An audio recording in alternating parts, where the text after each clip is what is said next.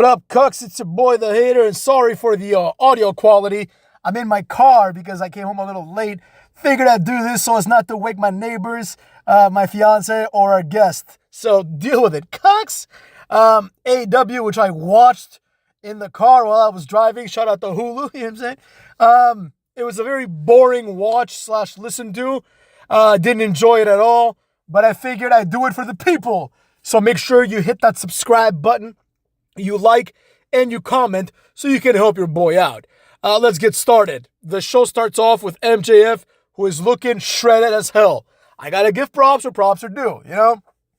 Comes back, he looks great in terms of his physique, but he's got like a shitty haircut, and he's just not an attractive guy, right? Like, I would go as far as saying he's a very ugly guy. No disrespect. I'm not trying to like make fun of him. I'm just saying he's just not an attractive guy, and you need a certain level of attractiveness to resonate with like 50% of the female fans and a bunch of other people that like attractive people on TV. MJF just looks like a normal dude. He looks like a dork. You know, he comes out, cuts a very predictable and shitty promo. I didn't like it at all. He pretty much just makes fun of all the people that are above him in terms of popularity at this point, and he tries to bring them down. Classic MJF. In my opinion, he doesn't work well as a face. I don't like him. I never have. I think he's overrated. I think he's kind of small. And like I said, he's not good looking enough to be the face of anything, which is why I think like his title run was fucking atrocious. I think the only thing worse is the Cody Rhodes title run, to be honest. Or maybe this current Swerve Strickland title run. But who cares? What can we do about that up in this piece? You know what I'm saying? At some point during this horseshit, boring-ass segment, Roosh comes out. I had to pick up my phone and look to see who the fuck this was. It was Roosh, motherfuckers. Roosh. Roosh is here. And he's gonna basically, it looks like he's gonna wrestle MJF. Maybe at Forbidden Door. I don't think so, because that just doesn't seem like a big enough match. You know, MJF's return matches against Roosh, who's like a fucking jobber. But anyways, that's what it's looking like. Basically, Roosh is upset that MJF is skipping the line, which is kind of weird because why would Roosh care? Roosh like is never on TV, so, you know, whatever. Nothing here that's actually interesting. MJF did quip a bit about the fact that he's going to go to like Forbidden Door and wrestle some nobody from Mexico or Japan. He's not wrong about that, as we're going to see later on in this event, motherfucks. Whatever, who cares? Namely, he talks about Swerve Strickland, says he can't talk well because he's a business mogul, apparently, but he never went to business school. And MJF says to be a business mogul, you got to go to business school, which is obviously fucking wrong. A lot of the greatest businessmen of all time have not gone to business school, like Bill Gates, for example, cucks. But anyways, that's not here nor there. Next up, we have a throwaway match, a random-ass 4-man match, including Orange Cassidy, Kyle O'Reilly, Ray Phoenix, and Jay Lethal. This has NXT Level Up written all over it. Nobody wants to see this. Ray Phoenix is the only wrestler here with any worth, and I've been saying this for years, and ultimately he wins. That means that he has to wrestle Will Ospreay next week for the International Championship. Whatever, I think it's for the title. It might not be. I don't really give a rat's ass. Obviously, Will Ospreay is like on the rise, and people like Phoenix and everybody else in this match are not. So I don't care, because I know that Will Ospreay is going to win, right? He's going to have like a big match at, you know, Forbidden Door. So we got to like look forward to that. They're not going to ruin that shit until, you know, he has that match. Anyways, next up, at some point after this match, Don Callis, Trent Beretta have their weekly moment with Orange Cassidy. This time it involves the Statlander broad and Willow Nightingale, who bores me. I don't like any of these motherfucks. Nothing really crazy here. They have a small segment with Jericho. That's not really going anywhere. Jericho, I think he's just basically waiting for his contract to run out so he can go back to WWE where he belongs. Then we have a TNT Championship ladder match, which was actually not horrible. But we have Brian Cage and Mark Briscoe. Maybe that's why I thought it wasn't horrible, because I like both these guys. The problem, of course, is that Mark Briscoe is the ROH World Champion, and he has to qualify to get a shot at the TNT Championship, right? Which really kind of buries the ROH title. But that's not my company. It's not my choice. So I don't give a flying fuck. Jack Perry has a little vignette basically saying it should have been him. Right? It's gonna be him. Obviously, I think it's time for Jack Perry to win like his first actual title that matters. I think the TNT title is like the second most important title in this company. So, why not have him win it? Who gives a flying fuck? Then we have a silly segment between Hook and Samoa Joe. This is just stupid. I don't like this at all. It just reminds me of Taz and Samoa Joe, which was a complete disaster, so I don't care. Next up, we have the Blackpool Combat Club. All of them, motherfucks. We got Yuta. We got Claudio Castagnoli, who's bald. We got Cesaro, who's bald. We got John Moxley, who's bald. We got Dean Ambrose, who's bald. And we got Bryan Danielson, who has a stupid haircut.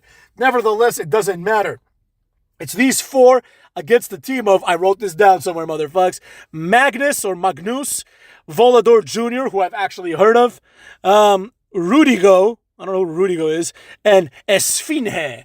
Esfinge just like reminds me of the word sphincter. So we're just going to call him Sphincter from now on. So we got Magnus Volador Jr., Rudigo, or Rugido rather, and Sphincter.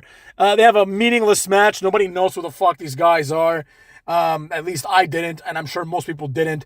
So to most people, it's like, oh, it's just a bunch of jobbers from Mexico that nobody cares about at all.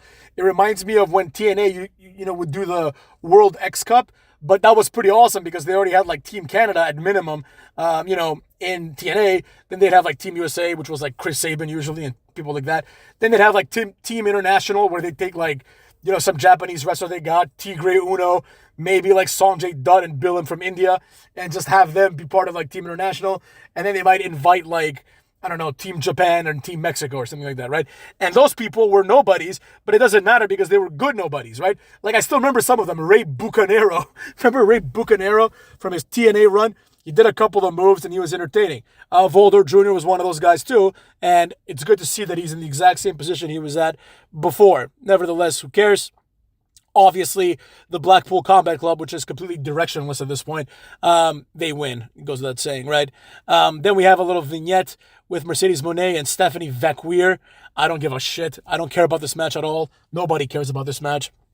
It should be noted that Excalibur did try to explain who the fuck these guys are, but nobody cared. I certainly didn't.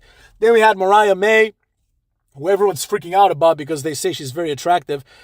She's an attractive woman, but I don't care about that because, who cares about that kind of shit? Like, that's better in the 90s when there was no alternatives, or there was no internet, right? But all these neckbeards that are jacking off to female wrestlers, just go watch porn if that's your life, So it's her versus Saraya. Also known as Paige. Paige wins, and some woman comes out. I don't know who the fuck she is. She had she was Japanese. It was like Shirawawa or something. I don't know. Shirawawa comes out, and that's going to be a thing. Nobody cares. The Acclaimed earlier in the night were interrupted. They tried to do a rap, and their mics were cut off. I actually enjoyed this a lot because it really puts the EVPs in a very, very big heel persona, right? They're just there to trying to censor shit too, so it's very, very annoying. So they have a little confrontation. The EVP and the patriarchy are kind of, coming close. I don't know what's going to come of that. So we'll see. And last and probably least, the thing that I cared about the least here is Swerve Strickland defends his title against Roderick Strong. This is just ridiculous, right? Roderick Strong, or did he even defend the title? I don't even know, to be honest. It must have been for the title, right? Now, while I can appreciate the fact that Swerve Strickland is wrestling on TV, which is something that a lot of, wrestlers don't do anymore. It's not even the champions. A lot of wrestlers don't do it anymore, right? For example, let's think about Gunther, right? How many matches has this asshole had since WrestleMania, right? I mean, he had the few King of the Ring matches, so but that's just an exception and an anomaly, right? Anybody who feels like they're a star, they just don't wrestle anymore. So we're forced to watch Angel Garza every week, right? And here we're forced to watch Roderick Strong every week, who wasn't even good enough for NXT. So with all that being said, obviously Swerve Strickland wins, kind of completing this episode as another predictable, hacky episode of AEW. MJF coming back is just not a big deal, and I don't know if I speak for everyone. I definitely speak for myself, but I think I speak for a lot of people when I say that it just doesn't feel like a big deal, right? Does anyone care that MJF is back? I'm curious to see what the viewership is. I bet you it didn't have any impact whatsoever. So that being said, I'm going to give this episode a 2 out of 10. Granted, I didn't really watch it. I mostly listened to it, then read the results afterwards just to make sure. So it is what it is. But guess what, motherfucks?